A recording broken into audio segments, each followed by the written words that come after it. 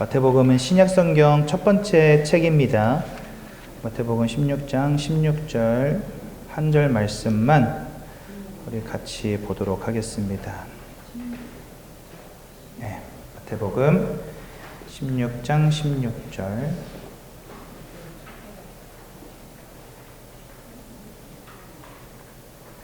여기 좀 도와주세요. 찾으셨나요? 네, 16장 16절. 우리 한 절 말씀만 한 목소리로 함께 보도록 하겠습니다. 시작. 시몬 베드로가 대답하여 이르되 주는 그리스도시요 살아계신 하나님의 아들이시니이다. 아멘. 우리는 하나님의 말씀을 듣기 위해 이 자리에 왔습니다. 그렇죠? 예수 믿는 이유는 다른 거 없습니다. 하나님의 말씀을 믿는 것입니다. 그래서 말씀과 상관없이 신앙생활한다? 그거 조금 위험합니다.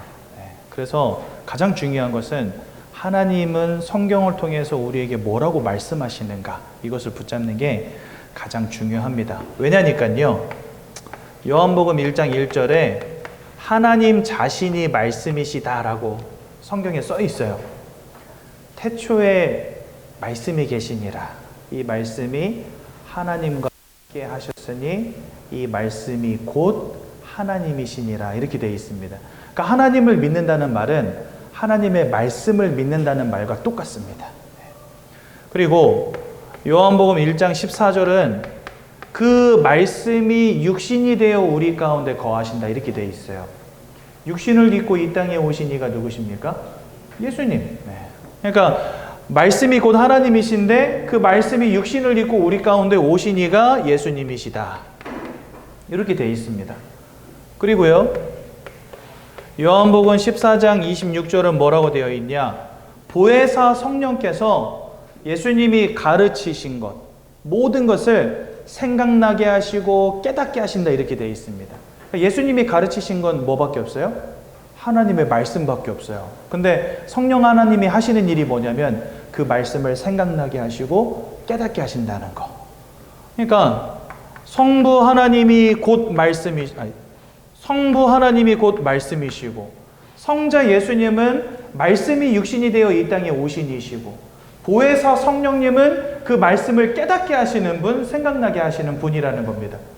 그러니까 이 성삼위 하나님 자체가 곧 뭐다? 이 성삼위 하나님 자체가 곧 말씀이라는 거예요. 그러니까 우리가 성삼위 하나님을 믿는다는 그 말은 하나님의 말씀을 100% 의지하고 하나님의 말씀을 100% 확신하고 하나님의 말씀을 100% 믿는다라는 말과 똑같은 겁니다. 그래서 여러분들 이 성경을 읽고 묵상하고 배우는 것은 굉장히 중요합니다. 그렇죠? 근데 성경에 보니까 이 말씀을 생명처럼 붙잡고 쓰임받은 사람이 있는데 그 사람의 이름이 뭐냐면 바로 바울이었습니다.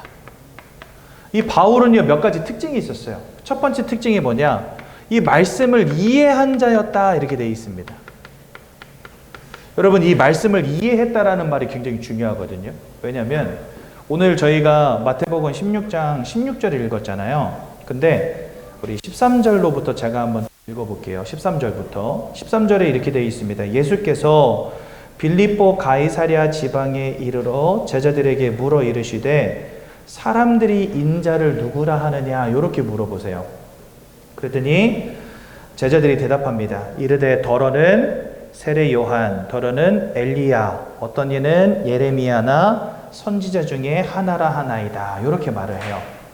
사람들이 예수님을 바라볼 때 어떻게 바라보냐면 어떤 사람은 세례 요한이라고 말합니다.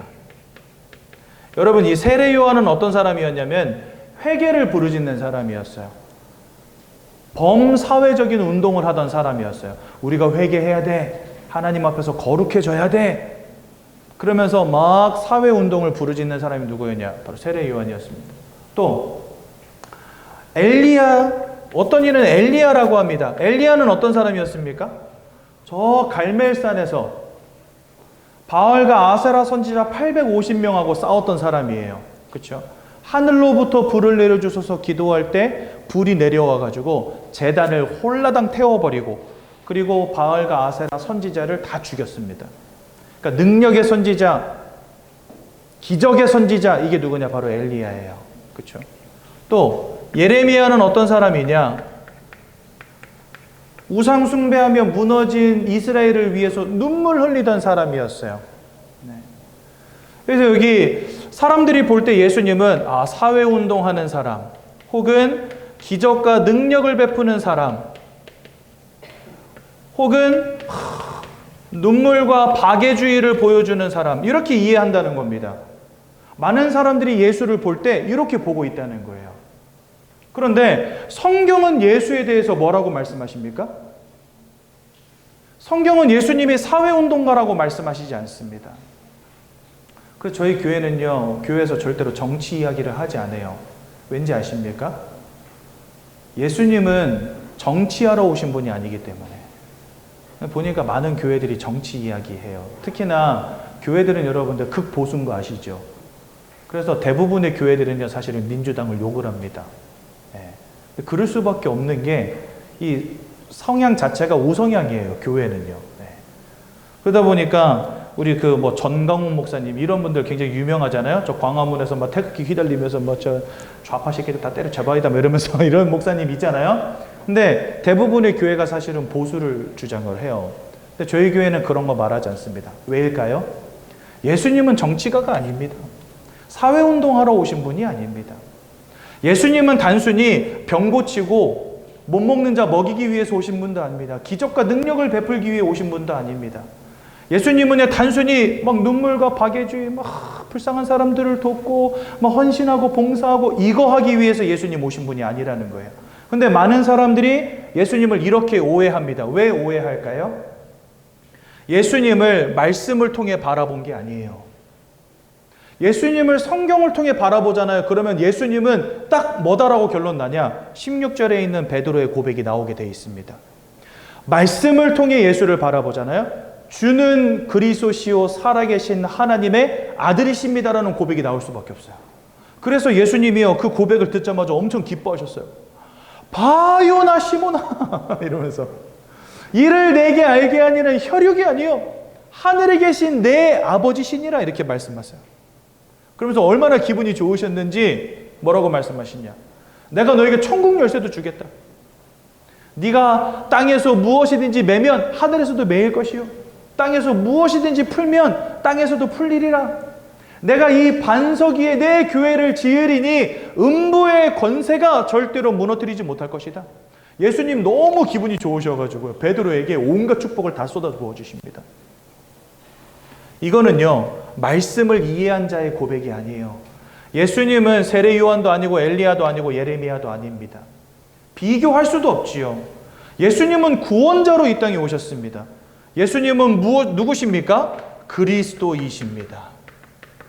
사회운동가? 아닙니다. 기적과 능력을 베푸시는 분? 아닙니다. 사랑을 베푸는 분? 아닙니다. 예수님은 뭐 하기 위해 오셨냐? 저와 여러분들을 구원에 이르게 하시기 위하여 십자가에서 죽으시고 부활하기 위해서 오신 분, 곧 그리스도라고 합니다. 그래서요, 말씀을 이해했다라는 말은 굉장히 중요한 겁니다, 여러분. 예전에 제가 한번 오후 예배를 딱 올라갔는데 생전 처음 보는 분이 교회에 와서 앉아 계신 거예요. 저는 이제 목사다 보니까 교회 성도님들을 대부분 다 알고 있거든요. 얼굴과 성함들을 대부분 다 알고 있어요. 근데 생폰 모르는 분이 앉아 계시길래 가서 인사를 드렸어요. 안녕하세요. 오늘 교회 처음 오셨죠? 그러니까 이분이 깜짝 놀래. 아니, 이 큰 교회에 몰래 들어와 앉아 있었는데 어떻게 아냐는 거예요. 자기가 처음 왔는지. 제가 이 교회 부목사입니다. 그러니까 목사님이셨구나 이러는 거예요. 그래서 어째 오셨어요? 그러니까 마음이 울적해서 왔대요. 그러십니까? 근데 이분이 갑자기 그러는 거예요. 하나님은 모든 사람들을 다 사랑하셔서 이 땅 모든 사람들 다 구원하셨잖아요. 이러는 거예요. 그래서 제가 걷다 대고 뭐라고 대답하기가 쉽지가 않더라고요. 왜냐? 성경은 모든 사람이 다 구원받는다라고 말씀하시지 않습니다. 네.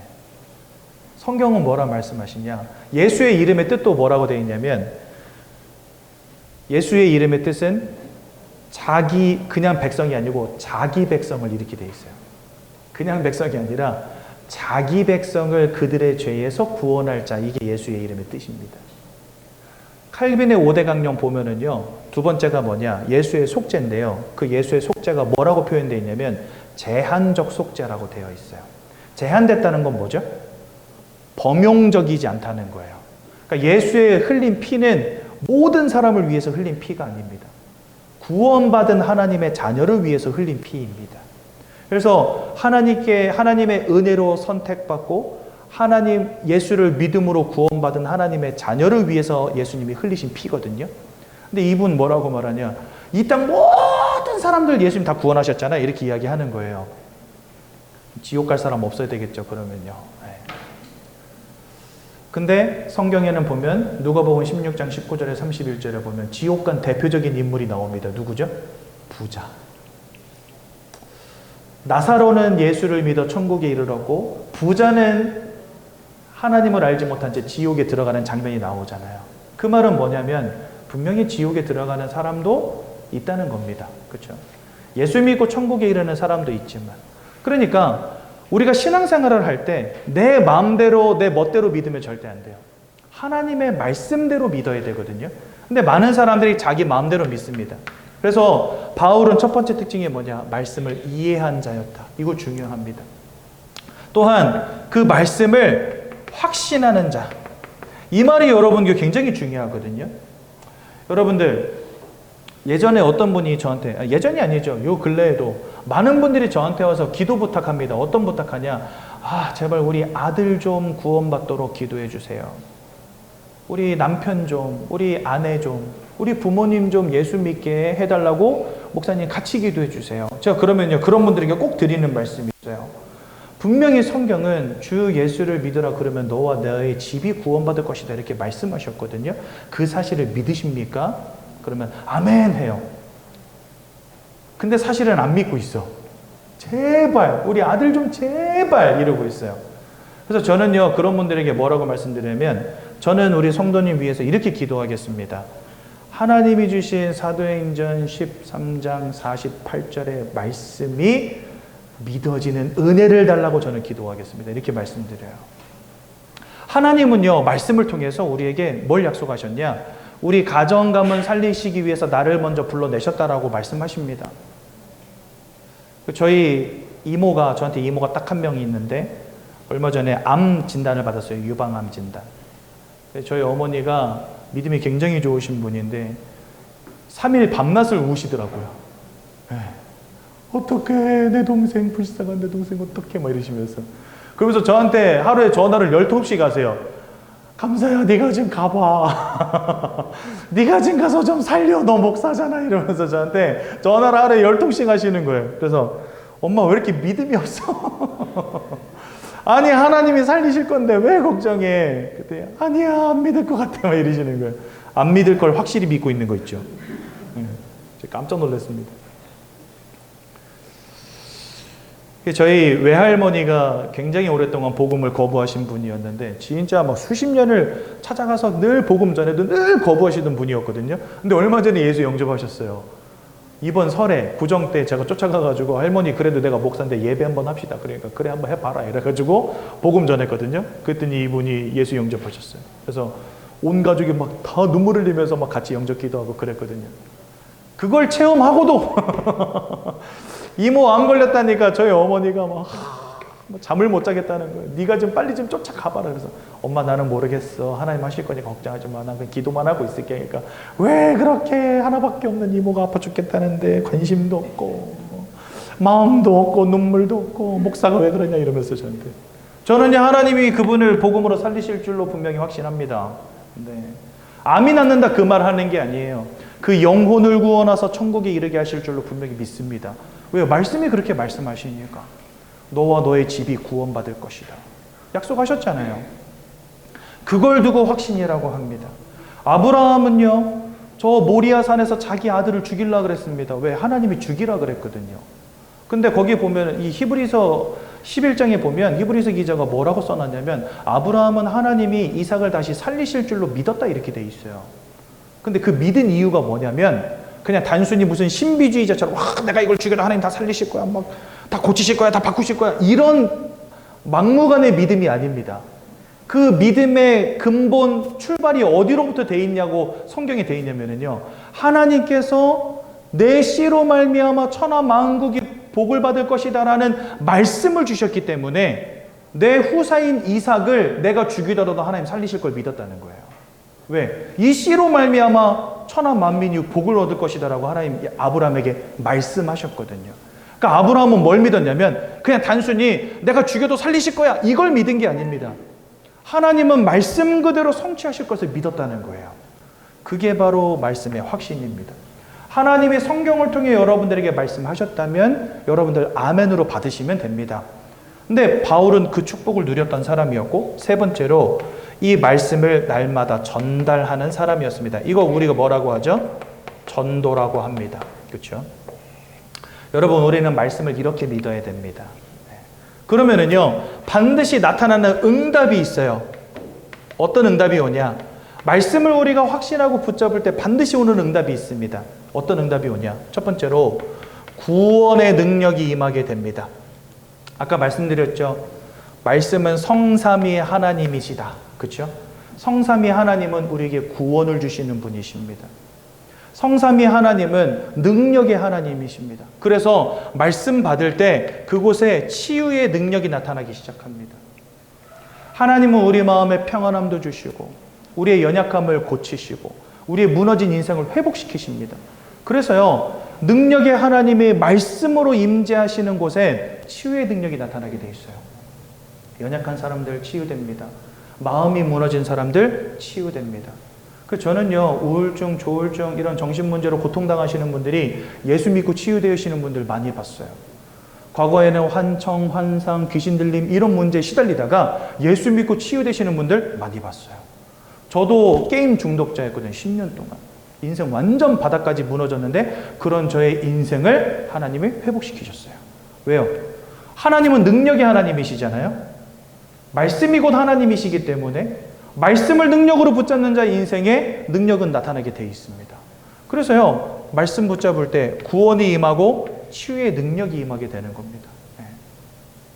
또한 말씀을 붙잡을 때 우리 끝까지 승리하게 됩니다. 어떠한 것도 문제되지 않고 위기 속에서도 우리를 지키시는 하나님의 은혜가 있고요. 우리가 성공했을 때도 이것 때문에 교만해지거나 자만하지 않고 늘 하나님 바라보게 됩니다. 여러분, 다윗은 왕이었잖아요. 근데 이 다윗은요, 항상 무릎 꿇는 사람이었어요. 뭐 앞에 무릎 꿇었냐? 하나님 앞에, 하나님 말씀 앞에. 가장 높은 자리에서도요, 하나님 앞에 자만하지 않고 교만하지 않았어요. 끝까지 하나님을 섬기고 바라보기를 쉬지 않았던 사람이에요. 하나님이 어찌 기뻐하지 않으실 수 있습니까? 무너지지 않아요. 그래서요. 어떤 이들은 성공 앞에서 자만하여지고 교만하여집니다. 하나님보다 자기를 높입니다. 무너지는 거예요. 끝까지 하나님 승리하시도록 지키십니다. 그래서 우리가 올바로 말씀 붙잡을 때 하나님은 그 인생을 절대로 무너뜨리지 않고 끝까지 인도해 가세요. 그래서 우리는 그것을 뭐라고 하냐? 막히지 않는 말씀 인생이라고 하는 겁니다. 오늘 3층 본당에서 선포된 강단 말씀의 제목입니다. 막히지 않는 말씀 인생. 그렇죠?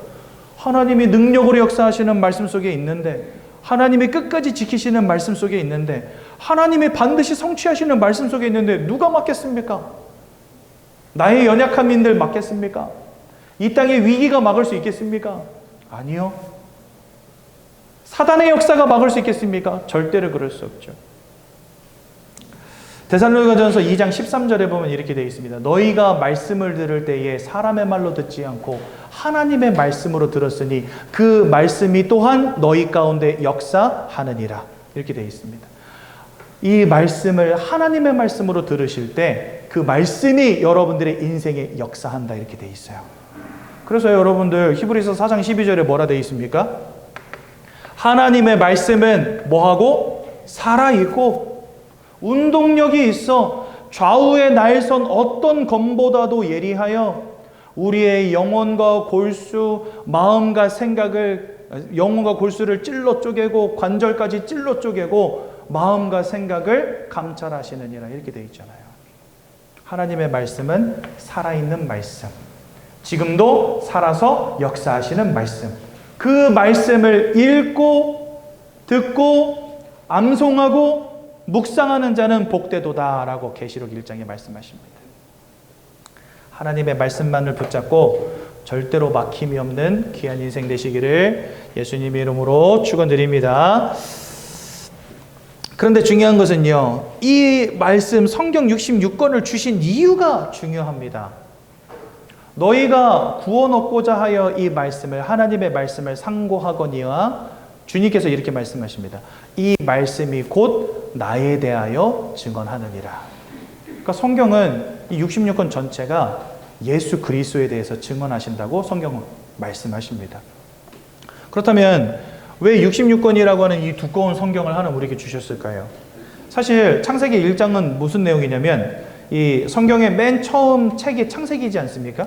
이 창세기 1장에 보면은요, 1절이 뭐라고 되어 있냐? 태초에 하나님이 천지를 창조하시니라 이렇게 되어 있어요.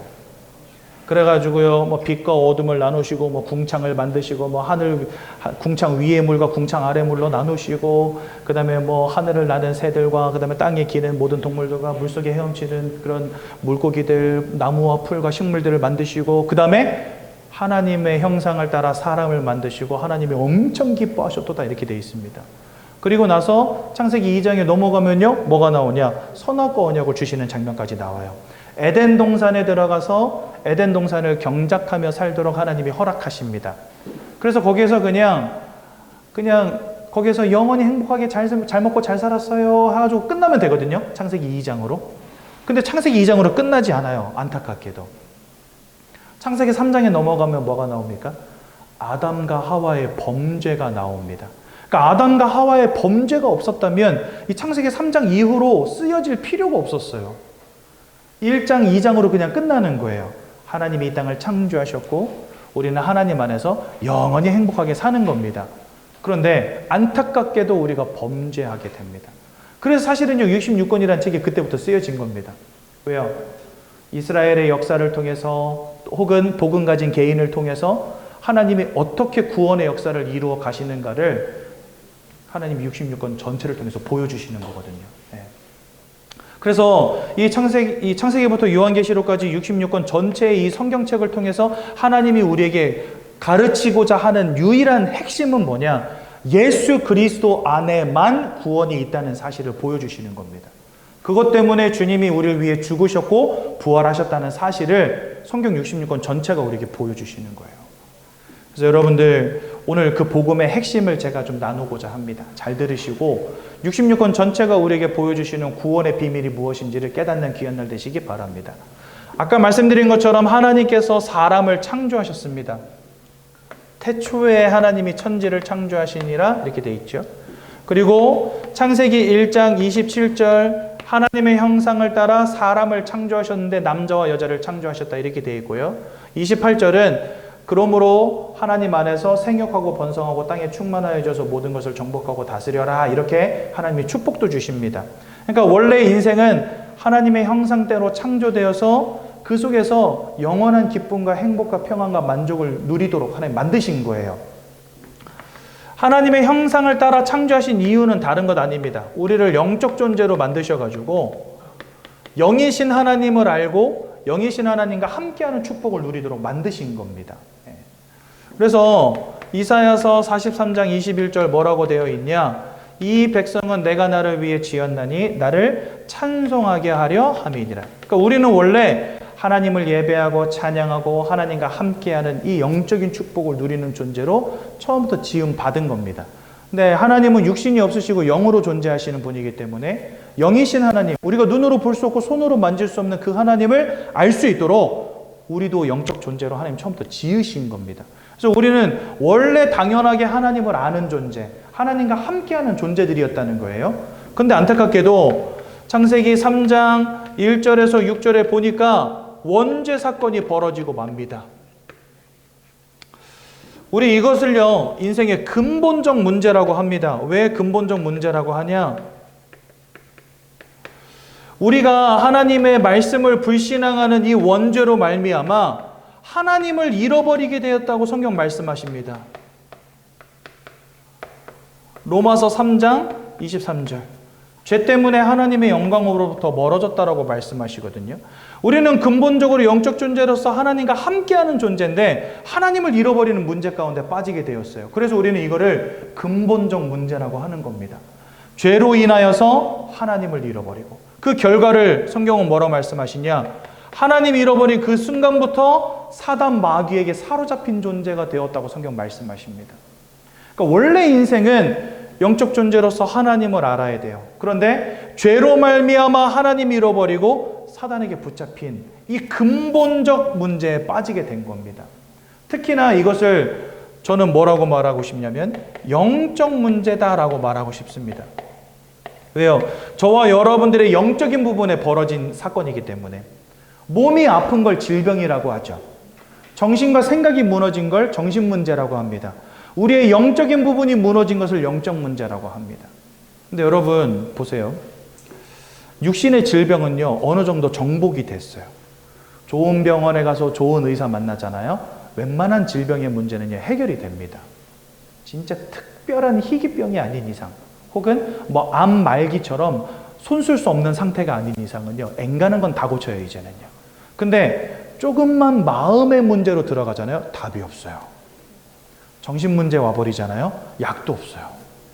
우울증, 조울증 이런 문제 약 먹는다고 치유되는 거 아닙니다. 상남 백날한다고 치유되지 않습니다. 치유되는 것처럼 보이는데 어느 날 또 도져요. 상처, 뭔가 내가 걸려있는 부분이 건드려지잖아요. 과거보다 더 심해지는 경우도 많아요. 그러니까 육신의 질병 같은 경우는 많이 정복이 됐지만 마음의 분야로 넘어가면 벌써 쉽지 않다는 거. 영적인 부분은 어떨까요? 한마디로 말해서 답이 없어요. 영적인 부분은 치유할 답도 없고 능력도 없고 힘도 없어요. 이 땅은요. 그래서 이 영적인 문제를 또한 우리는 뭐라고 부르냐? 불가능의 문제라고 부릅니다. 불가능의 영역이에요. 내가 돈을 번다고 해결되는 것도 아니에요. 내가 열심히 산다고 해결되는 것도 아니에요. 공부를 열심히 한다고 해결되는 것도 아니에요. 착하게 산다고 해결되는 것도 아니에요. 왜요? 이 죄악의 문제, 하나님을 잃어버린 문제, 이 사단에게 사로잡힌 문제는 이 땅의 방법으로는 해결이 불가능해요. 그래서 근본적 문제이기도 하고 영적인 문제이기도 하고 불가능의 영역이기도 한 것입니다. 그러한 문제에 지금 저와 여러분들이 탁 사로잡힌 거예요. 근데 이게 영적인 부분에서 이루어지다 보니까 이런 문제가 나에게 와 있다는 사실조차 몰라요. 여러분, 나에게 문제가 와 있다는 사실조차 모르는 게 진짜 무서운 거예요. 암이 왜 무섭습니까? 몰라요, 암이 와 있는지. 아파서 병원 가보면 암이래. 그래서 여러분들 2년에 한 번씩 뭐 하세요? 건강검진 받으시잖아요. 올해는 홀수의 해입니다. 내년에는 짝수의 해입니다. 만으로 40세 이상 되신 분들 건강검진 꼭 받으러 가십시오. 네. 저도 작년에 그 위랑 대장 내시경 했거든요. 웃긴 얘기 하나 해드릴까요? 위 내시경 이렇게 식도로 넣어서 하는 위 내시경 끝나고 그 다음에 이제 대장 내시경 신나게 하고 있는데 마취가 깬 거예요, 제가. 근데 제가 보면은요, 이 왼쪽 팔이 부러져가지고 팔 수술도 2번을 했거든요, 큰 수술을. 근데 이 팔 수술도 하다가 마취가 깼어요. 제가 보니까 간이 건강한지 마취해서 잘 깨. 그래가지고 이 팔 수술도 하는데 마취가 깨가지고 너무 아픈 거예요. 아파요. 그러니까 주사 마취약 다시 들어갑니다. 이래가지고 다시 쭉 넣는데 잠들었어요. 근데 요번에 대장 내시경 할 때도 잠이 깬 거예요. 마취가 깬 거예요. 그래가지고 저 깬 거 같아요. 그랬는데 이제 곧 끝납니다. 해가지고 화면으로 같이 봤다니까 와 신기하다 이러면서 대장 내시경 하는데 이렇게 화면으로 보잖아요. 내시경 꽂아놓고 이렇게 화면을 본단 말이에요. 근데 저 마취 깨가지고 같이 봤다니까 와 저렇게 생겼구나. 이 얘기 왜 했지? 우리가 그걸 검진 받는 이유가 뭡니까? 암 같은 거 걸리면 여러분들 생명에 이렇게 위험이 올 수 있잖아요. 그래서 우리가 검진 받는 거 아닙니까? 근데 그런 거 안 하면은요, 갑자기 어느 날 몸 아파서 가버리면 이제 손 쓸 수 없을 만큼 늦을 때가 많아요. 그렇죠? 암이 그래서 무서운 겁니다. 내가 알지 못하는 상태에서 오니까. 근데 영적 문제가 그렇다는 거예요. 여러분, 우리가 이것을 반드시 정확히 알고 이 문제 해결의 응답을 받아야 되는 이유가 뭐냐?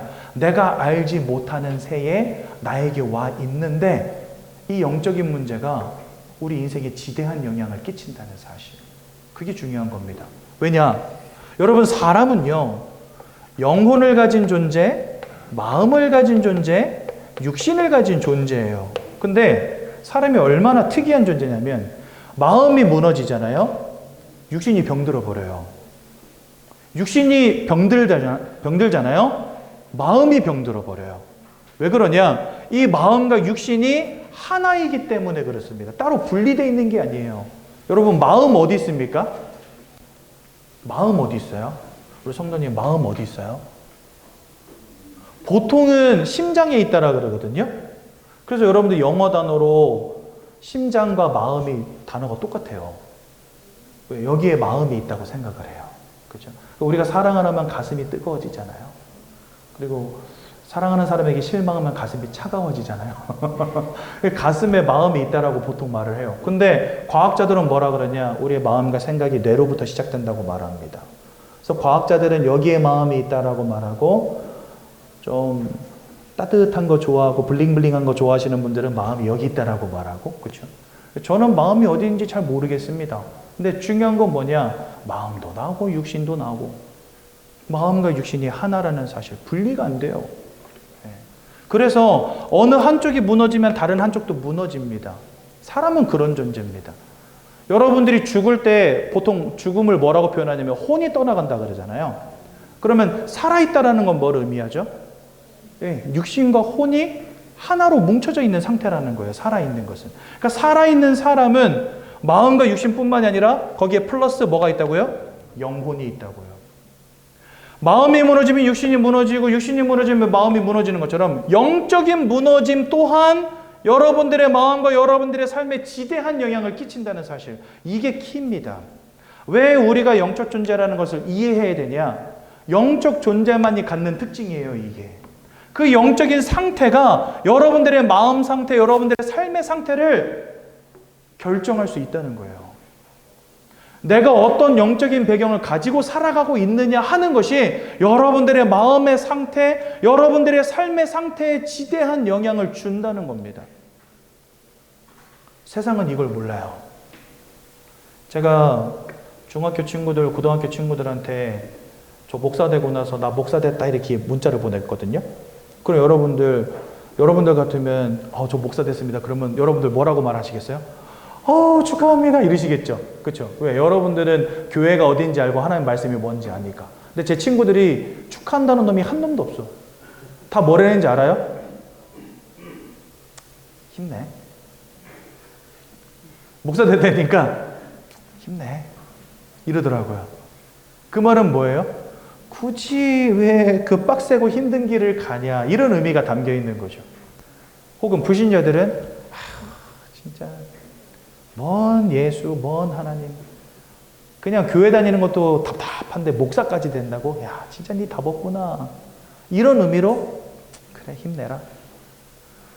세상은요, 하나님의 말씀의 능력도 알지 못하고 우리에게 와 있는 영적인 문제가 뭔지도 이해하지 못해요. 그러니까 예수를 믿는다는 말, 교회를 다닌다는 말, 목사가 되었다는 말을 얼마나 가치 없이 여기는지 아십니까? 그런데 진짜 사람이 영혼과 마음과 육신이 하나인데 이 영혼의 무너짐이 마음의 무너짐, 육신의 무너짐에도 지대한 영향을 끼치는 존재가 맞다라고 한다면 우리에게 있어서 하나님을 만난다는 것은요, 인생에서 가장 중요한 첫 단추요, 가장 중요한 축복이 되는 겁니다. 근데 세상은 이거 알지 못하죠. 이 자리에 계신 우리 귀한 새가족 성도님들은요, 그래서 축복받은 분들이 정확합니다. 왜요? 이 사실을 알게 됐으니까. 그렇죠? 성경은 이 근본적인 영적인 불가능의 문제로 인하여서 우리가 하나님을 잃어버린 채 사단에게 붙잡힌 인생이 되었다고 말씀하십니다. 요한복음 8장 44절. 너희는 너희 아비 마귀에게서 났다라고 말씀하시고요. 요한일서 3장 8절. 죄를 짓는 자마다 마귀에게 속한 자가 되었다 이렇게 말씀하십니다. 그러니까 우리는요, 나는 한 번도 선택한 적이 없는데 태어날 때부터 안타깝지만 사단의 권세 아래에서 우리가 태어나게 된 거예요. 여러분들 가끔 저는요, 그런 거 있잖아요. 뭐 기아 대책본부 이런 데서 여러분들이 10,000원을 후원해 주시면 저 아프리카에 있는 한 가족이 한 달 동안 먹고 살 수 있습니다. 이런 방송 여러분들 보신 적 있죠? 저는요, 그런 거 보면은요, 어떤 생각이 드냐면 너무 불쌍하다, 안타깝다 이런 마음도 들지만, 둘째로는 야, 대한민국에 태어난 게 감사하다. 사실 여러분들이 선택해서 대한민국 태어나셨습니까? 저 이북 땅에 태어난 사람들은요, 어느 날 눈 떠보니까 이북이에요. 네. 눈 떠보니까 김일성, 김정일, 김정은 이 3부자가 다스리는 나라에 태어난 거예요. 이제 앞으로는 김주애가 다스리겠죠. 네. 체제가 무너지지 않는 이상. 눈 떠보니까 북한인 거예요. 그러니까 목숨 걸고 거기서 탈출하려고 빠져나오는 거잖아요. 그죠? 마찬가지입니다. 우리가 눈 떠보니까 나는 선택한 적이 없는데 이미 이 속에 들어와 있다는 사실. 뭐 때문에요? 이 원죄로 인하여서, 하나님 잃어버린 문제로 인하여서. 그런데 요한복음 10장 10절에 보니까 이 사단을 두고 성경은 도적이라고 표현했어요. 계시록 12장 9절에는요, 천하를 꿰는 자라고 되어 있는데 혼자 꿰는 게 아니에요. 보니까 천하를 꿰는 자가 자기의 사도들과 함께, 자기의 사자들과 함께 하늘에서 쫓겨났다 이렇게 되어 있습니다. 하늘에서 자기의 사자들, 즉 귀신의 무리들과 함께 쫓겨나서 공중권세 잡은 자가 되어가지고 이 땅을 살아가는 모든 사람들의 인생을 사로잡은 존재, 그게 바로 사단이다 이렇게 말씀하십니다.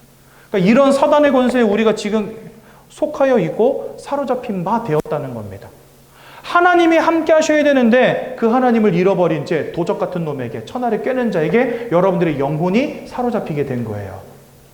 요한삼서 1장 2절에서 3절에 보니까 사랑하는 자여 네 영혼이 잘됨과 같이 네가 범사에 잘되고 강건하기를 원한다 이렇게 되어 있거든요.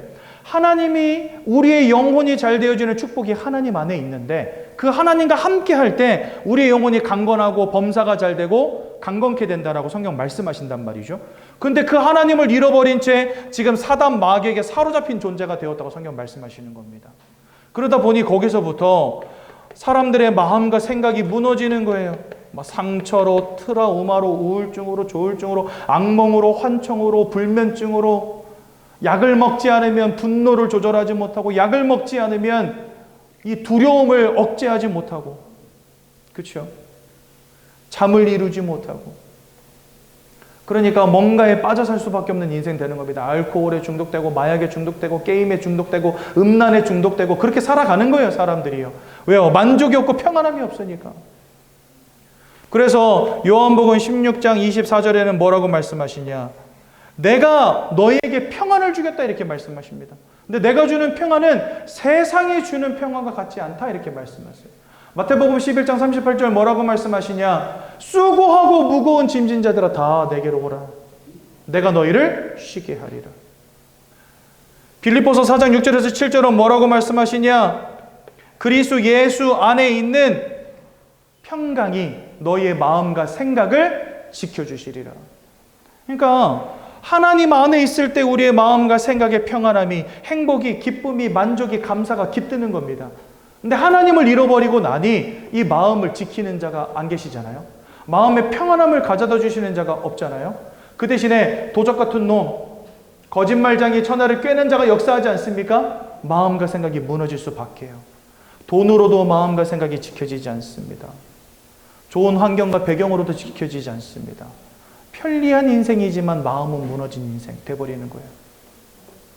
그러다 보니 여러분 그 삶은 어떻게 되겠습니까? 만족이 없어요. 행복이 없어요. 그러니까 자꾸 방황할 수밖에 없죠. 예. 그 육신은 어떻게 되겠습니까? 마음이 무너지니 육신의 질병이 시작될 수밖에 없죠. 근심 속에 살아가니 암덩어리도 같이 자라나는 겁니다. 마음이 무너지니까 삶에 만족도 없는 겁니다. 의욕도 잃어버리는 겁니다. 그러다 보니 사람들이요 다 뭐해요? 뭔가 짜릿한 거 찾아가잖아요. 마약을 몸에다 집어넣고 술을 몸에다 집어넣고 그러면서 살아가는 겁니다. 여러분 이제 이 마약이요 진짜 우리 대한민국의 사회 문제가 돼요. 이제는요. 여러분 얼마 전에 서울에서 어떤 실험을 했냐면요. 서울에 뭐 5군데인가 그 빗물, 아니 그 양수장이 있나 봐요. 양수장이라고 하나? 그 하수 처리장. 거기에 있는 물을요, 이 5군데인가 하수 처리장에서 그냥 물을 딱 퍼다가 마약 시료 검사를 한 겁니다. 음성 나왔을까요? 양성 나왔을까요? 양성 나왔어요. 5군데 다. 그러니까 그 뭐냐, 사람들이 마약하고 주사기 막 버리고 하는 거예요. 근데 그거 하면서 마약 양성 반응이 나오는 거예요.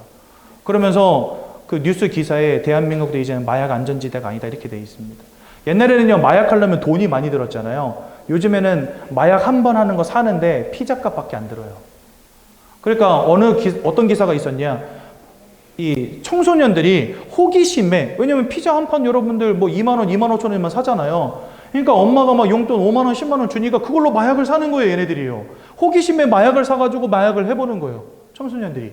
근데 이거 그냥 호기심에 한 번 하더라도 그거 여러분들 끊을 수 없는 거 아시죠?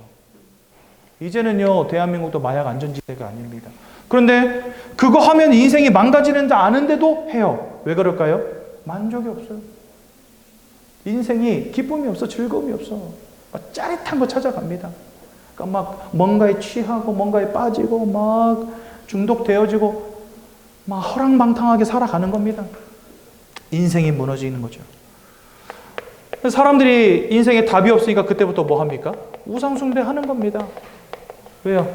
내 열심만으로는 안 되니까. 뭔가 조상님께 제사도 좀 지내보고, 돼지머리 삶아놓고 고사도 좀 지내보고, 무당 불러다가 푸닥거리도 좀 해보고, 집에다 부적이라도 좀 붙여봐야 되겠다, 신줄단지라도 좀 모셔봐야 되겠다, 정한수 떠놓고 좀 절이라도 해봐야 되겠다. 여러분, 여기 청계산 있죠? 청계산에 보면 청계사라고 있거든요. 거기 가면요, 부처님이 이렇게 누워 계신 게 있어요. 저도 한번 이렇게 구경한다고 갔었어요. 어마어마한 크기의 불상이 있더라고요. 근데 그 대웅전 옆에 보면, 대웅전이라고 그러는지 아무튼 제일 큰 그 전각 옆에 보면은요, 쬐끄만 전각이 하나 있는데, 한여름에 제가 거길 갔는데, 거기에서 회색 티셔츠 입은 어떤 젊은 청년이 108배를 하고 있는 거예요. 땀을 뻘뻘 흘리면서. 허리 한번 펴주고, 아우, 죽겠다 이러면서. 뭐 할까요? 제발 내 인생 좀 지켜달라고. 뭐 젊은 청년이니까, 뭐 학업을 놓고 하는 걸 수도 있겠고, 취업을 놓고 하는 걸 수도 있겠고, 그렇죠? 뭔가 앞으로의 내 미래를 놓고 하는 걸 수도 있겠고. 사람들이 그런 거 할 수밖에 없는 겁니다. 왜요? 인생이 너무 안 되니까, 힘드니까. 내가 열심히 노력하는 것만으로는 부족하니까. 그러니까 자꾸만 뭔가를 찾아가요. 근데 우상숭배도 하고, 고사도 지내고, 제사도 지냅니다. 부적도 갖다 붙이고, 무당 불러다가 푸닥거리도 합니다. 왜 그런지 아십니까? 영적 존재거든요. 뭔가 눈에 보이지 않지만, 뭐 하나님이 됐든 부처님이 됐든 뭐 마리아가 됐든 누가 됐든 제발 내 기도 좀 들어줬으면 좋겠어. 이런 본능이 사람들에게 있다는 겁니다. 그게 영적 존재라는 증거예요. 성경은 우리가 영적 존재라고 정확히 말씀하고 계신 것이고, 그러니까 이 시대 많은 사람들이 이렇게 우상숭배합니다. 근데 문제는 뭐냐? 고린도전서 10장 20절에 보니까 이 우상숭배가 귀신들과 교제하는 것이다라고 성경은 우리에게 말씀하신다는 사실. 사단에게 붙잡힌 것도 열받아 죽겠는데 사단을 따르는 이 사자들의 무리가 곧 귀신이라고 성경 말씀하시거든요. 그 귀신을 섬기는 행위가 바로 우상숭배라는 겁니다. 그러니까 여러분들, 우상숭배하면 할수록 인생의 무너짐은 더 심해지는 겁니다. 저희 집도 우상숭배 진짜 심하게 했거든요. 쫄딱 망했어요. 작은 아버지들 막 다 이혼하시고 막 기어막 태어나고, 저는 게임 중독에 인생 완전 망가지고, 제 큰아버님 암으로 돌아가시고, 제 큰애 삼촌은 암으로 돌아가시고, 가정 가문에 진짜 막 바람 잘 날이 없었다니까요. 그러니까 제 어렸을 기억에 할머니의 모습은 항상 할아버지 안 쓰시는 넥타이 있잖아요. 그 넥타이 질끈 탁 메고 누워가지고 아이고 나 죽겠다 하는 것밖에 없어요. 제 기억 속의 할머니는. 그리고 그 아픈 머리를 이끌고 새벽 5시 반이면 일어나서 천수경 틀어놓고 목탁 두들깁니다. 딱딱딱딱딱딱 이렇게. 그리고 1년에 막 10번씩 제사 지내요. 저희 집이 그런 집이었어요. 제가 얼마나 깡촌에 살았냐면 슈퍼가 없어요. 제 살던 동네는. 약국도 없어요. 어떤 동네인지 아시겠죠? 하루에 버스가 2번 들어오는 동네. 근데 약국이 유일하게 한 군데인데 거기가 어디냐? 우리 집이었어요. 할머니가 맨날 병을 달고 사니까 집에 그 여러분들 옛날에는 TV 올려놓는 문갑이 있잖아요. 문갑. 시골집 가면 할머니들 그 문갑 하나씩은 다 갖고 있잖아요. 그 문갑 전체가 약통이라 한쪽은 가스알명수 한쪽은 개보린 막 이래가지고 잔뜩 들어있어요. 그래가지고 동네에서 뭐 머리 아프잖아 그러면 저기 강씨 할머니 나 할명수 하나만 이러면서 타러 온다니까. 유일한 약국. 그러니까 저희 할머니가 맨날 누워가지고 아이고 죽겠다 이러고 계셨어요. 진짜로. 바람 잘 날이 없었죠. 더 중요한 건 뭐냐? 히브리서 9장 27절. 사람 한 번 죽는 거 정해져 있다. 그 이후에는 심판이 있다 말씀하십니다. 천년만년 살 사람 아무도 없어요. 누구나 한 번은 다 이 땅 떠나갑니다. 제가 예전에 복음 전하는데 어떤 분이요. 자기는 자기가 번 돈을 믿는다 이렇게 이야기하더라고요. 그래서 제가 그분에게 그랬어요. 아저씨도 분명히 언젠가는 이 땅 떠나가실 건데 그 날에 10,000원 한 장이라도 들고 가실 수 있다면 예수 믿지 마십시오. 제가 그랬어요. 그러니까 그분이 뭔 재수없는 소리 하냐면서 가라 그러시더라고요. 그래가지고 안녕히 계십시오 하고 왔죠. 네. 예수 믿기 싫다는 사람한테 예수 전해줄 필요는 없으니까. 한 푼도 못 가져갑니다. 여러분들의 성공, 여러분들의 건물, 여러분들이 벌어들인 돈, 여러분들의 뭐 모든 것 쌓아올린 모든 것 단 하나도 가져갈 수가 없어요. 이 땅에 다 두고 가는 겁니다. 그리고 그 이후에는 심판이 있다. 저 천국에 가서 여러분 빌라 사고 건물 사는 게 아닙니다. 예수 믿지 않으면 천국에 들어갈 수도 없을 뿐더러 예수 믿지 않는다면 여러분들 가진 돈도 의미가 없다는 겁니다. 그걸로는 천국을 살 수 없기 때문에. 그러니 하나님을 잃어버렸다는 것 자체가 사실 인생의 가장 큰 실패인 거죠. 바꿔 말하면 내가 예수를 믿고 하나님의 자녀가 되었다는 것 자체가 인생의 영원한 승리가 되는 겁니다. 여러분들은 실패를 선택하시겠습니까? 승리를 선택하시겠습니까? 뭐 비교할 것도 안 되죠. 그렇죠? 아까 제가 말씀드린 것처럼 요한복음 1장 14절에 하나님의 말씀이 육신이 되어 우리 가운데 오셨는데 그분이 바로 예수님이십니다. 그러면 왜 하나님은 굳이 사람의 몸을 입고 우리를 찾아오셨을까요?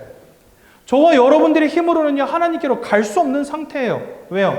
이 죄에 사로잡히게 되었고 하나님을 잃어버렸고 사단에게 사로잡혔기 때문에. 저거는 돈으로, 공부로, 열심으로, 노력으로 해결할 수 있는 문제가 아니기 때문에 우리의 방법으로는 하나님께 이룰 수 없는 것입니다. 그러면 방법은 하나밖에 없어요. 뭐죠? 하나님이 나에게 와야 돼요.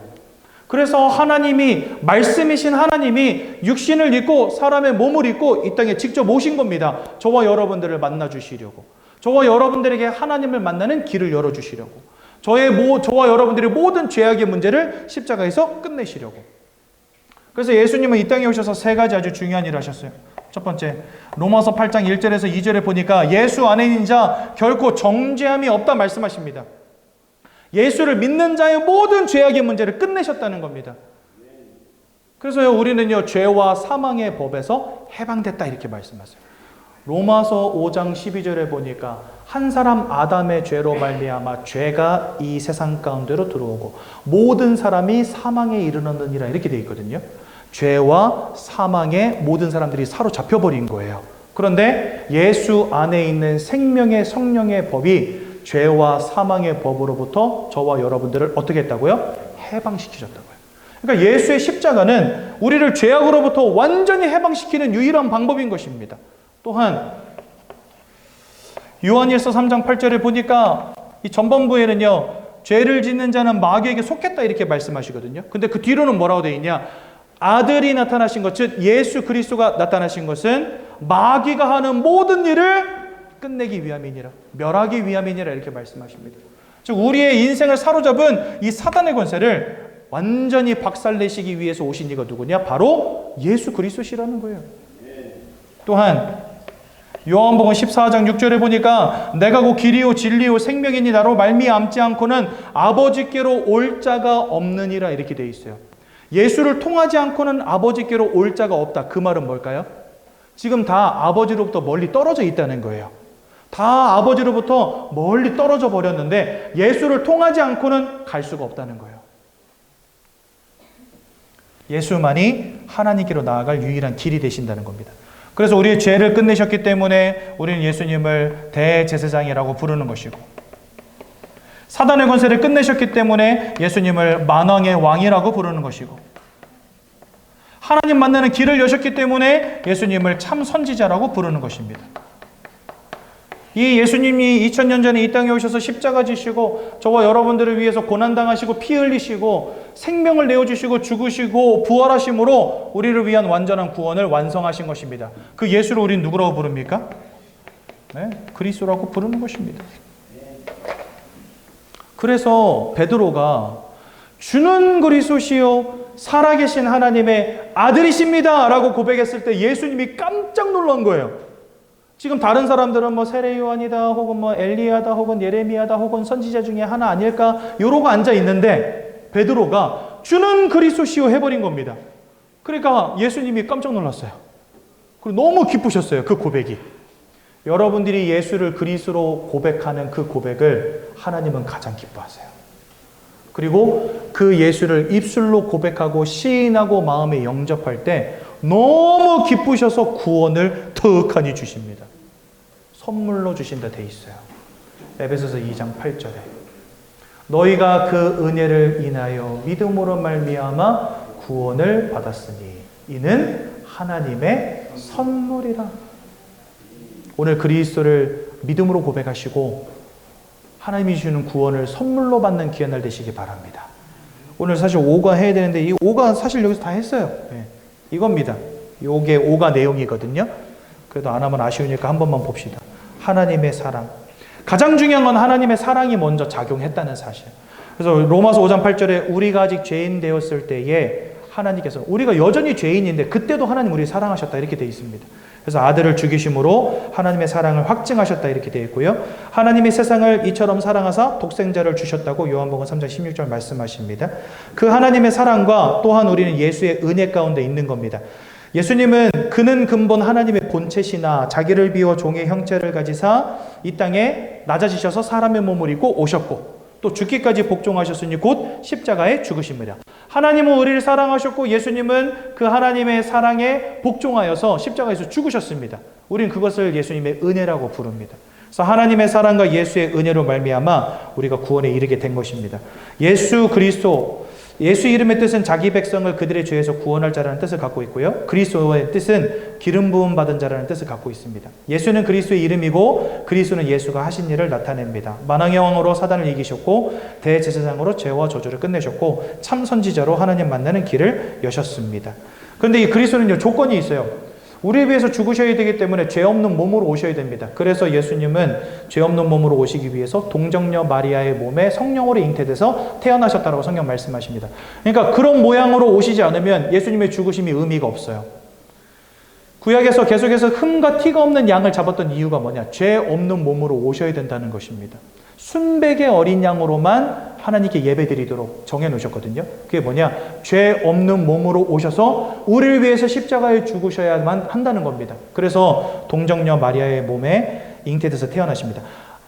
아담의 후손, 노아의 후손으로 오시면 다 원죄 아래에 있는 거예요. 그래서 아담의 후손, 노아의 후손과 상관이 없는 여자의 후손으로 오십니다. 그래서 창세기 3장 15절에 여자의 후손이라고 기록되어 있어요. 그 이유가 바로 이것입니다.